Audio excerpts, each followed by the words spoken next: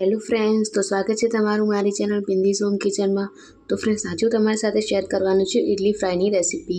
તો ફ્રેન્ડ્સ, ઇડલી તો બધાના ઘરમાં બનતી જ હોય છે અને અમુક ટાઈમે આપણા ઘરમાં ઇડલી વધારે પણ બની જતી હોય છે, જેના કારણે ઇડલી આપણે વેસ્ટ થાય છે।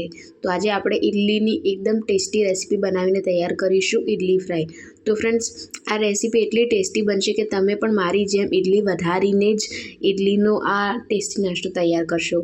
તો ફ્રેન્ડ્સ, વિડીયોમાં એન્ડ સુધી બન્યા રહેજો અને વિડીયો ગમે તો લાઇક કરજો। હવે ચાલો રેસીપી શરૂ કરીએ। સૌથી પહેલાં તો મેં અહીંયા આ વધેલી ઇડલી લીધી છે। તમે જોઈ શકો છો કે મેં કેટલી વધારે ઇડલી વધારી છે, જાણી જોઈને જ।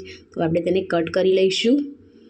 તમે જોઈ શકો, આપણે ચક્કોની મદદથી આ રીતે તેને 3 પીસ કરીશું પહેલાં, અને પછી આ રીતના કટ કરીશું। તેને આપણે આ રીતના ચોરસ જ પીસ તૈયાર કરવાના છે, જે મીડિયમ હોય, વધારે મોટા પણ નહીં અને વધારે નાના પણ નહીં। આ રીતે બધા જ પીસ તૈયાર કરી લઈશું। તો જોઈ શકો છો, મેં અહીંયા બધી ઇડલીને કટ કરી લીધી છે। તેનો વઘાર કરી લઈશું। તો વઘાર માટે મેં અહીંયા કઢાઈમાં 3 થી 4 ચમચી જેટલું તેલ લઈ લીધું છે। તેલ સરસ આવી ગયું છે। અમે અડધી ચમચી રાઈના દાણા એડ કરી લઈશું, અડધી ચમચી જીરું એડ કરી લઈશું અને તેને સરસ કકડવા દઈશું, સાંતળી લઈશું। ગેસની ફ્લેમ આપણે મીડિયમ જ રાખવાની છે। તો રાઈ જીરું કકડાઈ ગયા છે। હવે આપણામાં મીઠો લીમડો અને 1 લીલું મરચું મેં કટ કરી લીધું છે, એ એડ કરી લઈએ અને વઘારને સરસ રીતે સાંતળી લઈશું। તો મસાલા બધા સંતળાઈ જાય ત્યારબાદ હવે આપણે એમાં મેં અહીંયા સ્લાઇસમાં કટ કરેલી 2 મીડિયમ સાઇઝની ડુંગળી એડ કરી લીધી છે। તેને પણ આપણે સરસ રીતે સાંતળી લઈશું। ગેસની ફ્લેમ આપણે મીડિયમ રાખવાની છે।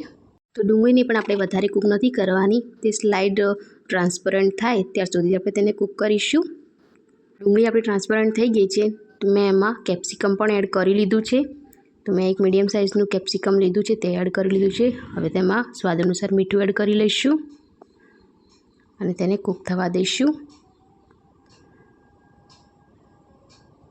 સરસ રીતે હલાવી લેવાનું છે તેને। ગેસની ફ્લેમ આપણે મીડિયમ જ રાખવાની છે। તો કેપ્સિકમ અને ડુંગળી આપણા સરસ રીતે કૂક થઈ ગયા છે।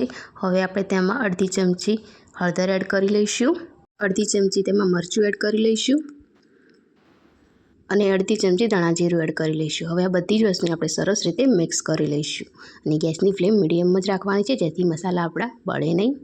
હવે આપણે તેમાં કટ કરેલી ઇડલી પણ એડ કરી લઈશું।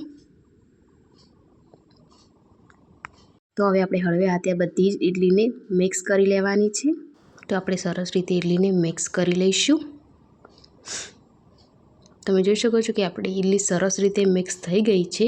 અડધી ચમચી તેમાં આપણે સાંભાર મસાલો એડ કરી લઈશું અને હવે બધી જ વસ્તુને સરસ રીતે મિક્સ કરી લઈશું। તમે જોઈ શકો છો।